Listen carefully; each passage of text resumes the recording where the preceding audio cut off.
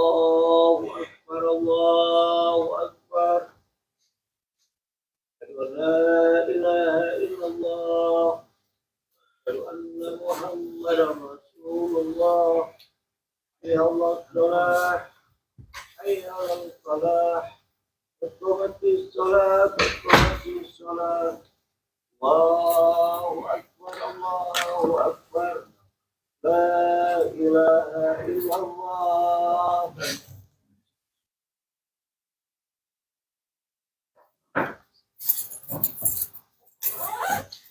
قل لا إله إلا الله محمد رسول الله صلى الله عليه وسلم تستقيموا واعتدلوا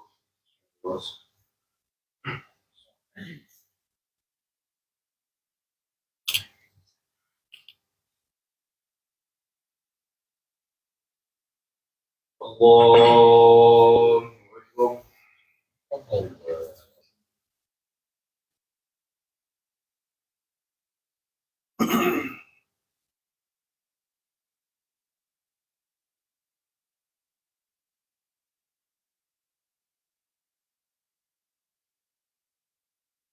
بسم الله الرحمن الرحيم الحمد لله رب العالمين الرحمن الرحيم مالك يوم الدين إياك نعبد وإياك نستعين اهدنا الصراط المستقيم صراط الذين أنعمت عليهم غير المغضوب عليهم ولا الضالين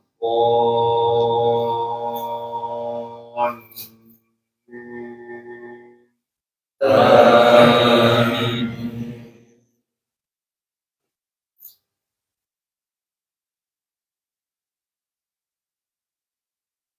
الحج أشهر معلومات فمن فرض فيهن الحج فلا رفث ولا فسوق ولا جدال في الحج وما تفعلوا من خير يعلمه الله وتزودوا فإن خير الزاد التقوى واتقون يا أولي الألباب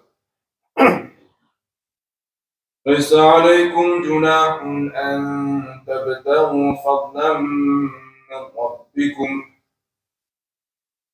فإذا أفضتم من عرفات فاذكروا الله عند المشعر الحرام واذكروه كما هداكم وإن كنتم من قبله لمن الضالين ثم أفيضوا من حيث أفاض الناس واستغفروا الله إن الله غفور رحيم الله أكبر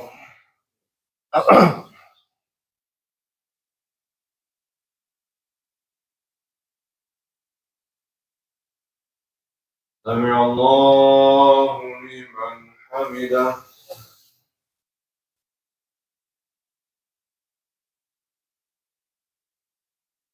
الله أكبر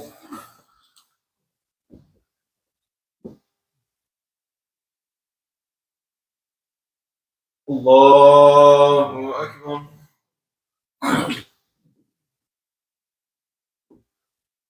الله أكبر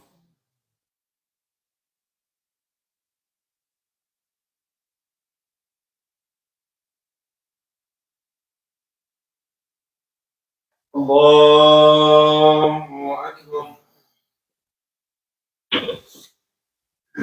بسم الله الرحمن الرحيم الحمد لله رب العالمين الرحمن الرحيم مالك يوم الدين إياك نعبد وإياك نستعين اهدنا الصراط المستقيم صراط الذين أنعمت عليهم غير المغضوب عليهم ولا الضالين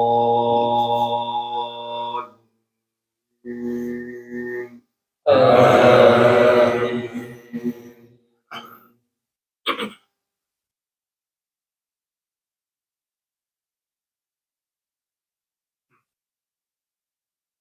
فإذا قضيتم مناسككم فاذكروا الله كذكركم آباءكم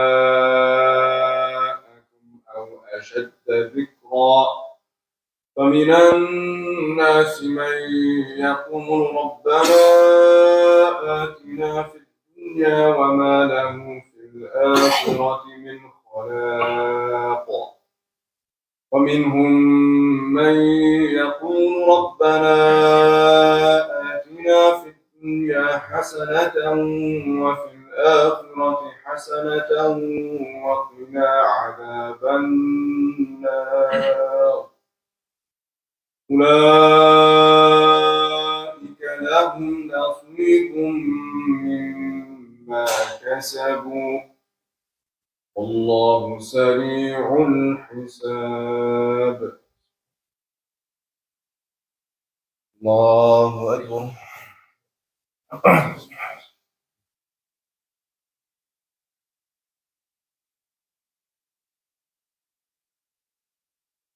سمع الله لمن حمده. اللهم اهدنا فيمن هديت وعافنا فيمن عافيت وتولنا فيمن توليت وبارك لنا فيما أعطيت وقنا شر ما قضيت ولا يقضى عليك وإنه لا يذل من وليت تبارك ربنا وتعاليت. صلى الله على سيدنا محمد وعلى آله وأصحابه أجمعين والحمد لله رب العالمين. الله أكبر.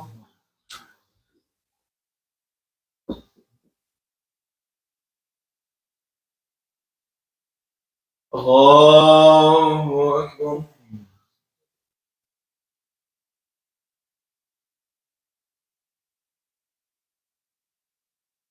الله أكبر.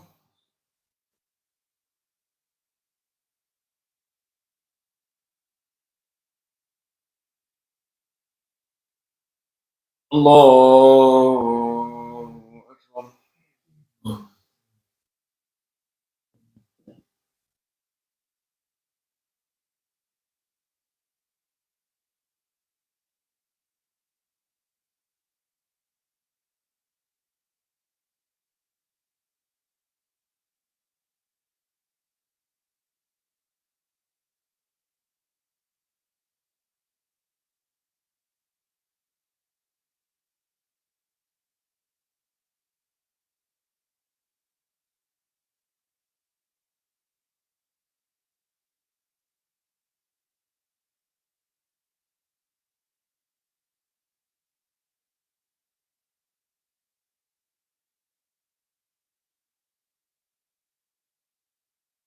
السلام عليكم ورحمة الله.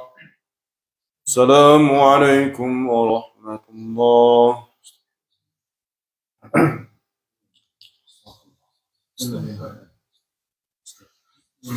استغفر الله العظيم. لا استغفر الله العظيم. لا إله إلا الله. ولا حول ولا قوة إلا بالله.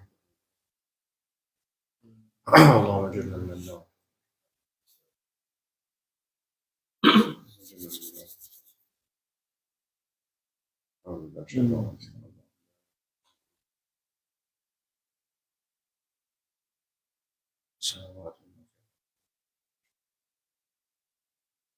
على الله بين أيديهم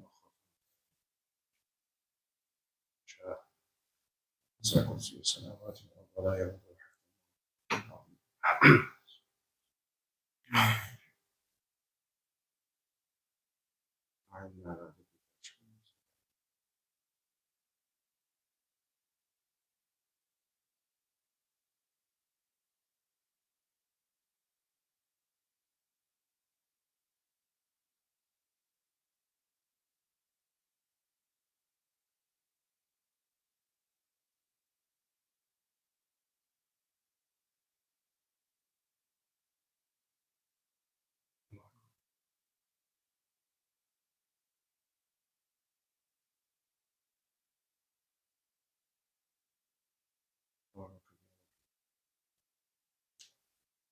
لا إله إلا الله وحده لا شريك له.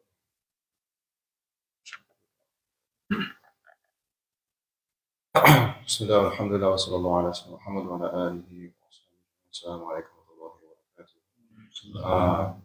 Just wanted to share for this subuh sharing, this fajr sharing, inshallah ta'ala. I recently went to a wedding of my cousins, and then the day of following day, or not the following day, the same day, I went to a reciting of Yasin of someone who passed away in the community. Right? So a celebration of new life, and also a commemoration of new life as well. Right?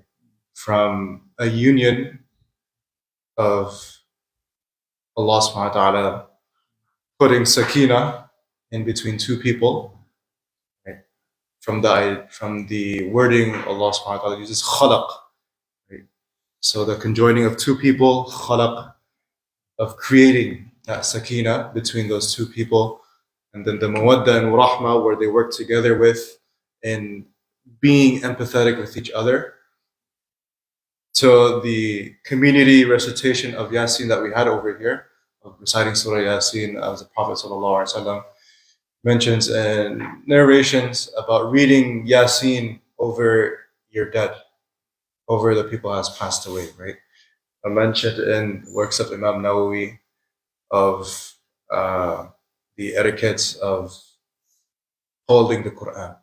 Right? So you see from phase to phase, there's always something about being with Allah, going back to Allah subhanahu wa ta'ala. And I just wanted to reflect upon one thing. It's always been on my mind about the idea of tawakkul. Tawakkul itself means to have dependence or reliance upon Allah subhanahu wa ta'ala. Right? And in a hadith tradition of the Prophet sallallahu alaihi wasallam, it's mentioned how tawakkul is pictured, and in many of the hadith traditions of the Prophet sallallahu alaihi wasallam, there's something about birds. You think about birds, you think about birds flying and whatnot. Some things about the tradition of birds and the tradition, how it's used, the allegory of birds, how the birds are used in example. So one thing, and I'll hand this off to Ustad Marjuan inshallah ta'ala, is that the idea of tawakkul mentioned in the hadith tradition is that it's like a bird with its baby birds. You think of a bird and a nest and baby birds, and how the mama bird goes empty-handed in the beginning of the day, goes out and looks for its food. It looks for the worm, right? It looks for the worm wherever it goes. And then at the end of the day, it comes and it feeds its children. That's the rizq that Allah has for that bird and for that family, that Allah has provided for that. And you think to yourself, how am I going to make this happen? How am I going to feed my folks? How am I going to feed my family? How am I going to do this? Think to yourself as though you are a bird in this wilderness that you're trying to feed your chicklings and so forth. Right? That's the tawakkul that the bird has, that regardless of the situation between me and the world, I'm still able to bring the worm. So, have the tawakkul of the bird.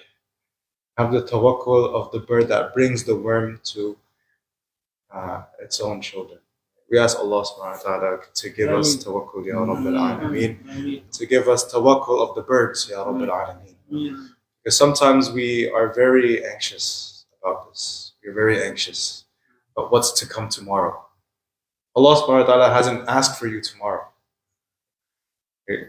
Allah subhanahu wa ta'ala is, we're in the now. So do what you can in the now, not for the tomorrow. For the tomorrow is with Allah subhanahu wa ta'ala. For the now, we have the now right now.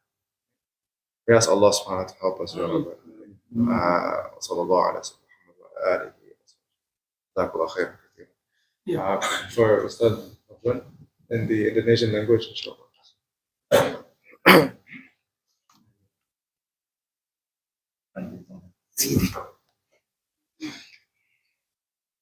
Bismillahirrahmanirrahim. Assalamualaikum warahmatullahi wabarakatuh. Waalaikumsalam. Alhamdulillah wassalatu wassalamu ala Rasulillah amma ba'du.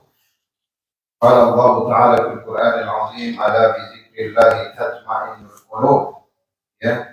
Allah Subhanahu wa taala berfirman di dalam Al-Qur'an, bukankah dengan mengingat Allah akan memberikan ketenangan di dalam hati. Zikrullah ini kan kajian yang sudah sering diulang-ulang ya. Tetapi kadang-kadang bagaimana agar zikrullah kita ini, mengingat Allah ini menghasilkan impact di dalam kehidupan kita. Kita pengen zikir kita itu seperti zikirnya Nabi Yunus. Ketika disebutkan langsung diberikan jalan keluar. Allahu la ilaha illa anta subhanak inni kuntu minal zalimin. Terus diperintahkan Jibril untuk mengilhamkan kepada ikan besar tersebut untuk mengeluarkan Yunus di tepi pantai. Tapi kalau dikaji memang zikirnya Nabi Yunus ini Allahu la ilaha illa anta. Itu potongan pertama dari ayat tersebut itu mentauhidkan Allah, meninggikan Allah, meletakkan Allah pada tempat yang paling tinggi dengan makna apa? Bahwasanya tidak ada yang bisa menyelamatkanku kecuali dirimu ya Allah. Ini perlu kita ingat di dalam kehidupan kita. Jangan hanya pada masalah yang kita tidak bisa selesaikan baru kita mengembalikan kepada Allah. Tetapi dalam masalah yang kita sanggup menyelesaikannya, minta pertolongan Allah. La ilaha illa anta subhanak, maha suci engkau.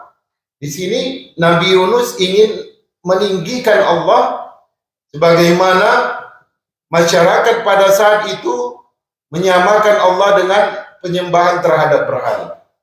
Maha suci engkau. Inni kuntu minal zalimin. Sesungguhnya aku termasuk dalam golongan orang zalim. Merasa fakir dari rahmat Allah, merasa miskin daripada ampunan Allah. Udah, zikirnya tadi sudah sesuatu yang sempurna, syamil mutakamil. Di dalamnya terkandung semua unsur pujian, ketauhidan, dan merendahkan diri serendah-rendahnya di hadapan Allah. Doa itu, ya, zikir itu membuat Allah memerintahkan Jibril untuk mengilhamkan kepada ikan yang besar tadi agar memuntahkan Yunus. Nah, inilah yang ingin kita biasakan di dalam diri kita. Zikrullah kita ini bisa mengeluarkan kita dari masalah. Zikrullah kita ini bisa memberikan kita rasyada, jalan keluar. Karena zikrullah ini kan ada dua. Mengingat Allah yang paling utama itu adalah ketika kita melayari kehidupan. Ada juga zikrullah yang sifatnya wirid. Zikir setelah sholat, ya, zikir pagi dan petang. Doa-doa yang kita bacakan yang diajarkan baginda Rasulullah. Tapi ada namanya zikrullah yang dia lengket di dalam hidup kita. Kalau kita mengartikan zikrullah ba'da sholat itu hanya sekedar sebagai jimat-jimat saja, maka banyak orang yang masih dalam keadaan berwudu bermaksiat. Coba Bapak perhatikan di kementerian-kementerian di Indonesia itu. Berapa banyak anggaran-anggaran itu ditilap pada saat seseorang itu baru selesai sholat. Karena setiap instansi kan ada masjidnya. Mereka sholat berjamaah. Mengapa di suatu tempat itu ada masjid sementara di situ berlaku pencurian-pencurian?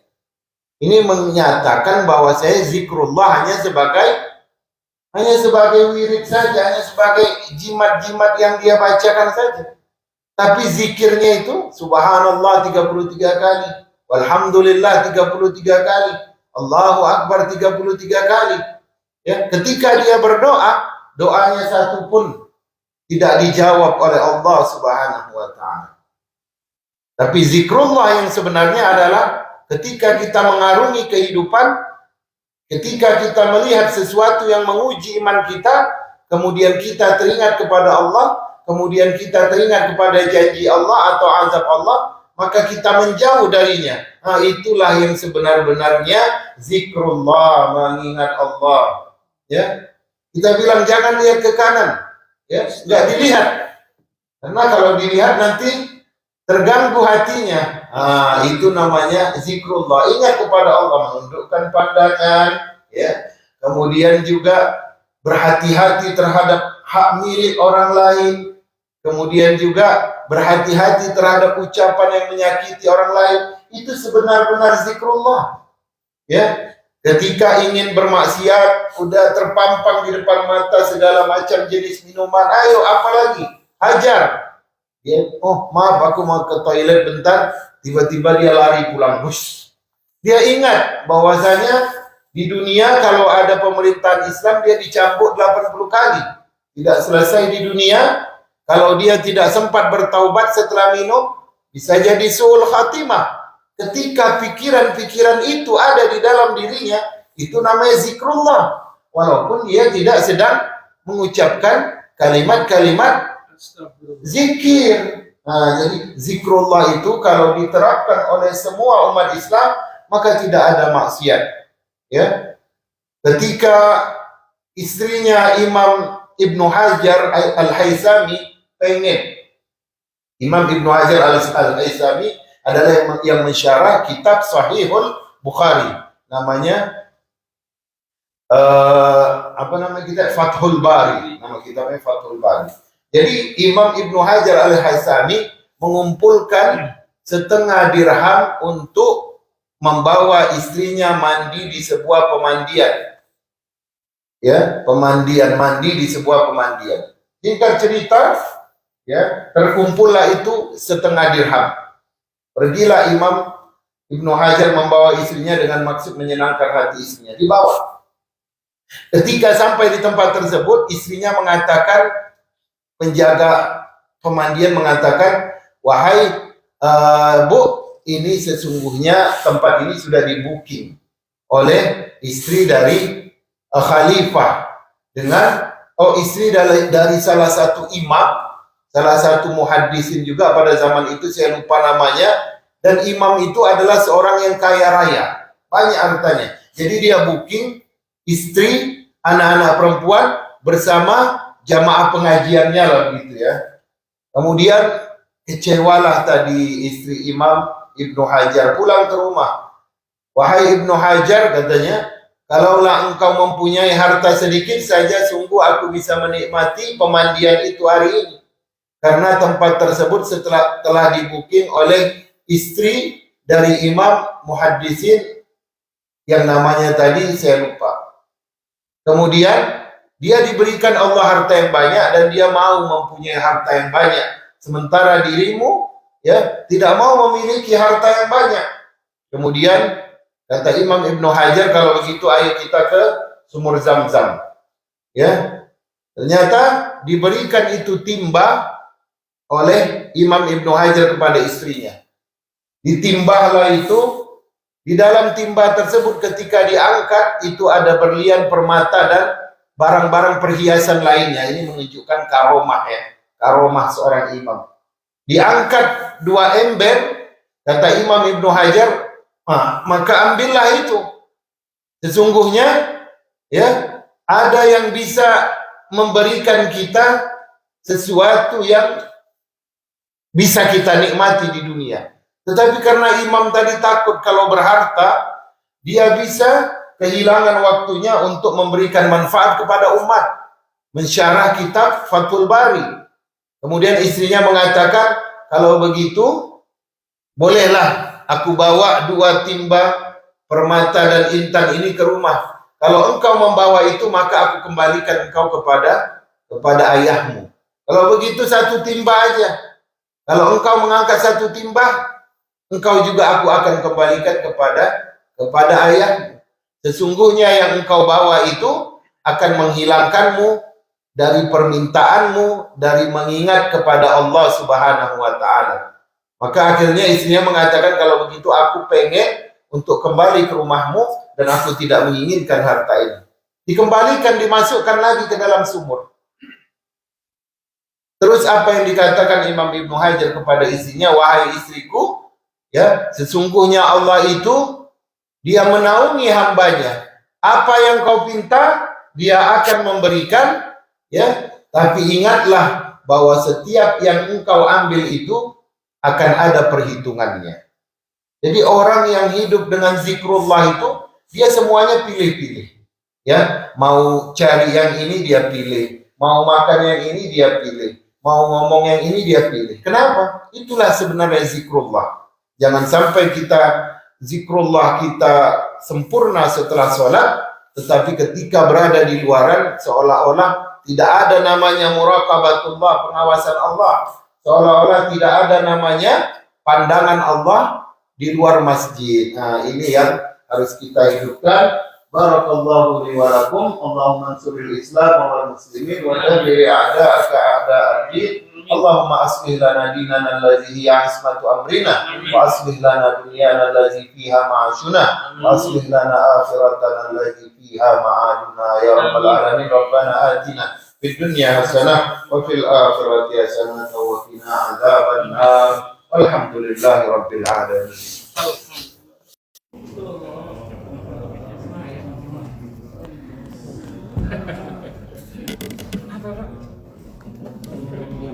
Insyaallah iqomah masih jam 5.30 dan hari Sabtu ada syekh dari imam dari masjid lain datang ke sini, diharapkan kehadirannya insyaallah.